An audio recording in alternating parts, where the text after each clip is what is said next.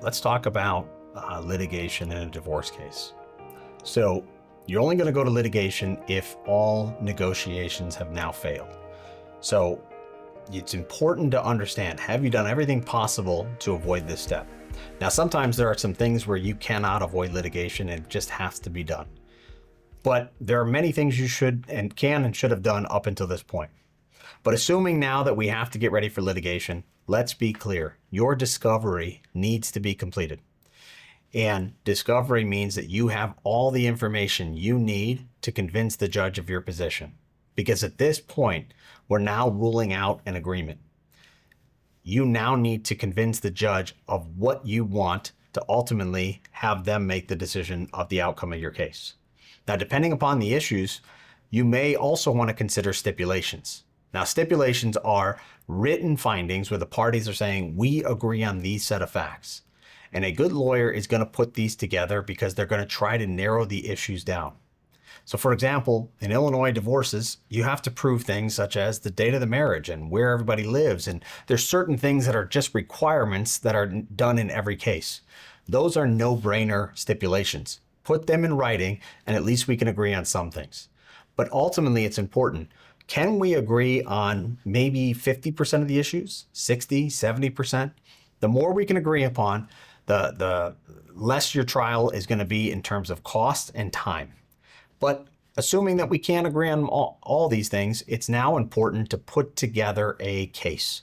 What does that mean? Well, assuming we've got our stipulations done, we've got to get our discovery completed. That might mean depositions, subpoenas, interrogatories, notice to produce. You've now got to start preparing for trial. That means you've got to get these documents ready so they can be marked as exhibits. You need to get your witnesses prepared.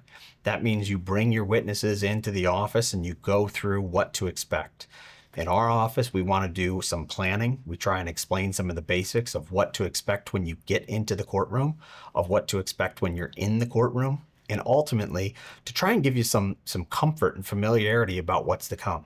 Because let's face it, if you haven't been in trial before, it's a scary thing. You don't understand what's going on. You may or may not have understood even what objections are from a courtroom, and that can be very nerve-wracking. If you're a witness in a case, it can be nerve-wracking. It's important to go over these things with your attorney, so that way you're not experiencing these things for the very first time right when you get in the courtroom.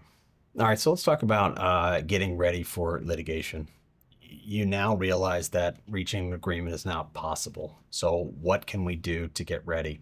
Well, this is the time where you want to be especially organized. If you haven't been doing it all along, if you haven't had lawyers or a legal team organizing your documents, now is the time to do so. You got to have it in a chronological order, into a logical order, because you're going to need to get these documents into the courtroom in an organized fashion. So it's important that you get everything ready to go. You also are going to want to see if you can get a pretrial completed. Now, a pretrial is voluntary, but when it's done right, it can help save a lot of time and expense. The best way to describe a pretrial is to kind of take a step back and explain what a trial is. With a trial, there's rules of evidence, meaning you can't just walk into court and hand stuff up to the judge and start, going over your case. There's rules, and you have to you have to do them in a certain way in order to get the information to the judge.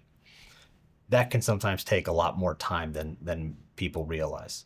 A pretrial, on the other hand, allows the attorneys just to come in and talk directly with the judge about the issues. Now, again, it's voluntary, so you got to have everyone that's on the same page in doing that. But the attorneys can talk directly to the judge and they say, here's the issues, here's the way we see things, here's the way we think it should be decided.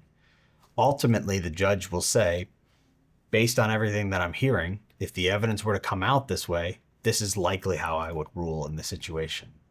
Now, usually a judge is going to go along with the pretrial recommendations. However, I have seen this where evidence does get presented at trial that changes the judge's mind. Not always, but you have to look at it after the judge has heard the previews, have heard what's coming in this case. If you don't have evidence that's going to change the judge's mind, you may want to accept those recommendations. It's going to save you a lot of time, money, and effort. But there may be times where you say, I'm not willing to accept that because this is worth the fight. And it's important that you work with your attorney to create the plan. You understand what the stakes are. You understand where the judge's position is before you go into the case. So that way you can create a plan to ultimately convince the judge of your position when the case is all finished. All right, let's talk about another tip for getting ready for court, and that is getting your documents finalized. When you go into court, chances are you're going to need a financial affidavit. You need to make sure that your information is updated and it's accurate. The last thing you want to do is have a financial affidavit that's misleading, false, or sloppy. Now is not the time to mess around. To be honest, sometimes early in the case you can get away with that because we're not so certain that it's to this point.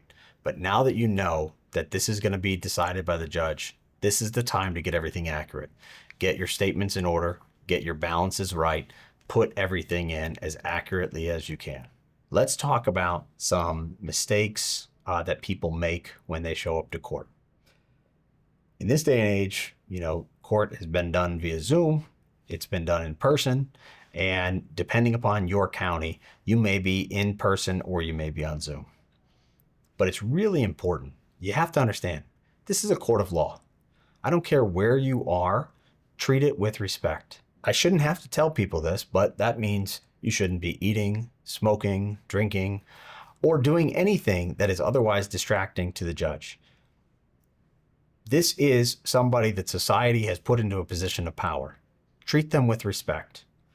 When the judge addresses you, it should be, yes, Your Honor, no, Your Honor. When you're in court, whether it's online or in person, there are two people that you should talk to. One would be the judge when the judge addresses you and asks you to speak. The second would be your lawyer and maybe the legal team. So if you have a paralegal there or another attorney, you could speak with them as well. You should not be speaking with your ex or their attorney or anybody else unless you are prompted to do so. Your attorney is there for a reason. Listen to their advice. If they tell you not to say anything, don't say anything.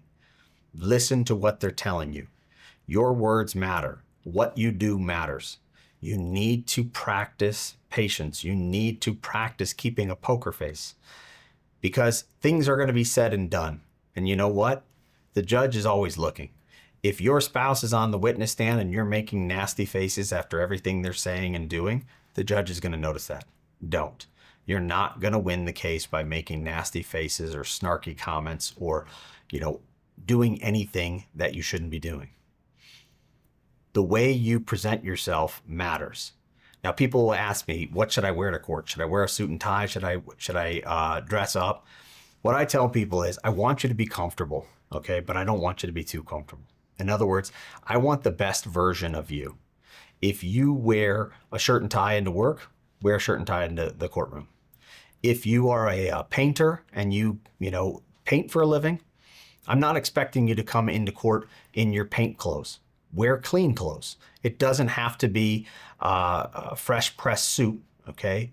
But don't come in there with ripped jeans and muddy boots and expect the judge to give you a fair shake. Because at the end of the day, although they shouldn't be judging you based upon what you're wearing. They are human beings. And if you come in a manner that looks disrespectful to them or that could appear to be disrespectful, they may not give you the benefit of the doubt when it comes to certain rulings that they have to make.